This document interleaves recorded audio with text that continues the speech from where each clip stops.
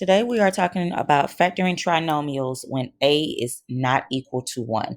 So we've done this when a was equal to 1 and we identified what our a, b, and c value were, and we multiplied a times c and figured out which one of those set of factors would add up to my middle term. So we're going to do that again, but I'm going to show you a easier way, I suggest. I was working with some stuff with Jamal, and he said they might have understood it better that way. So, okay. I have negative x squared plus 12x minus 35, and we need to factor this. All right. But if you notice, my a value is not 1 this time. My a value is a negative 1. So since my a value is a negative 1, I need to factor out that negative. So when I factor out my negative, what does it leave behind? Basically, when I divide everything by a negative 1, what does it leave? So negative x squared, and I factored out a negative. That means now it's positive. Positive 12x, and I factored out a negative. That means it's negative now. And a negative 35, since I factored out a negative, that means it's positive. So my new polynomial or my new trinomial is x squared minus 12x plus 35, all multiplied by that negative 1. So now we can identify what our a, b, and c values are. So a is 1 and c is 35, positive 35. So a times c is a positive 35. What are my possible factors of positive 35? Thinking in terms of positives and negatives. So I can multiply a positive 1 and a positive 35, or a negative 1 and a negative 35. Either one of those would give me positive 35. I can also multiply a positive 5 and a 7, and I can multiply a negative 5 and a negative 7. Either one of those combination of positives and negative numbers will give me positive 35. But which set is going to add to my b term, which is a positive 12x? I'm sorry, which is a negative 12x. I forgot we factored it out. So which one of those numbers is going to add to a negative 12x? And it's negative 5 and negative 7. So I can rewrite my middle term using those two numbers, negative 5x and negative 7x, and bring everything else down. And we're just going to highlight our negative that we factored out earlier because we'll need it for our final answer. So now I have a 4-term polynomial, and I can group these and factor them. So for my first set, I need to factor out my GCF from x squared minus 5x, which is x, leaves me with x minus 5. Then I need to factor out the greatest common factor between my second set. So between 7 and 35, it's 7. And when I factor out 7, negative 7, so dividing negative 7x by negative 7 leaves me with x. Dividing a positive 35 by a negative 7 gives me negative 5. I notice I have twins, aka my common factor. So I can factor out my common factor, and I can factor out what's left behind. So my factors of negative x squared plus 12x minus 35, can't forget to bring that negative out, is negative times x minus 7 times x minus 5. All right, 3a squared plus 30a plus 63. So we notice my a value is not 1. It's actually 3. So a is 3, b is 30, and c is 63. First things first, is it in standard form? Yeah. My exponents are going 2, 1, 0.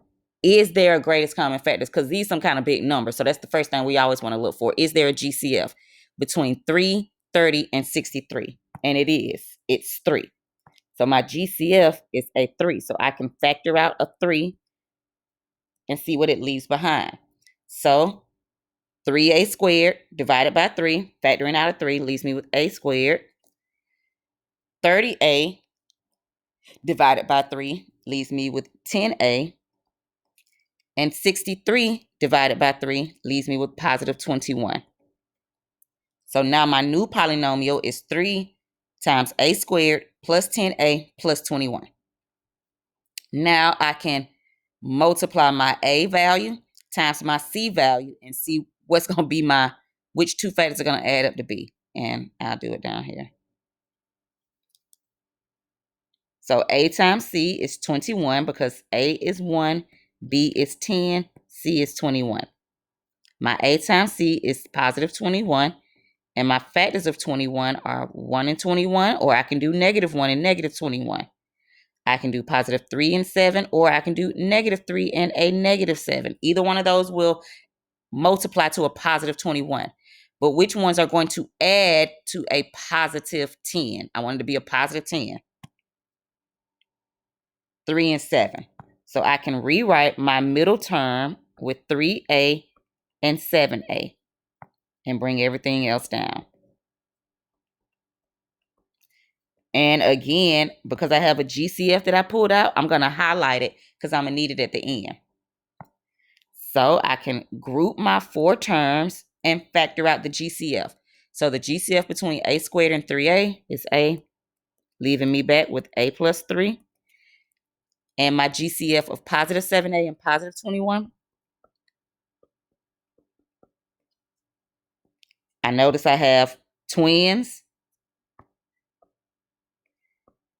aka my common factor. So I can factor out my twins and whatever is left behind.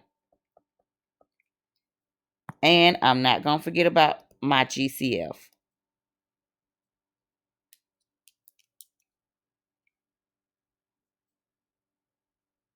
All right.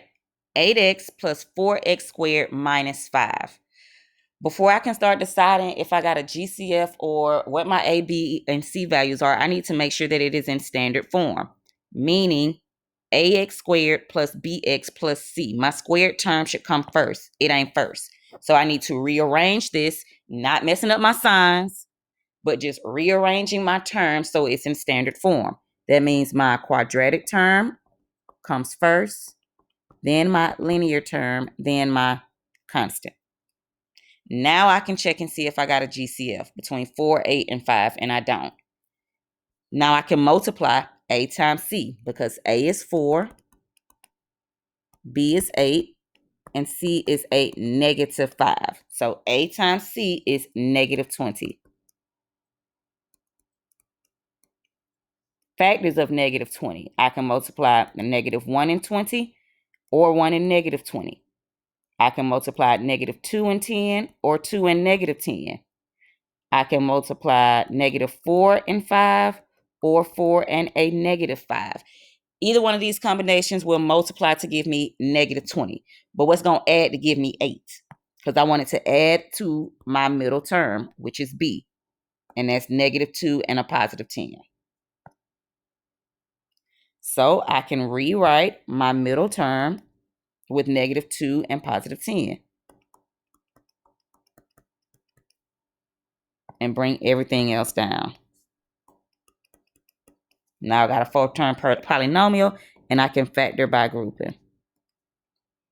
So my GCF between 4x squared and negative 2x is 2x, leaving behind 2x minus 1. My GCF between 10x and negative 5 is positive 5, leaving behind 2x minus 1. I notice I have twins, 2x minus 1 and 2x minus 1. So I can factor out that common factor and then what is left behind.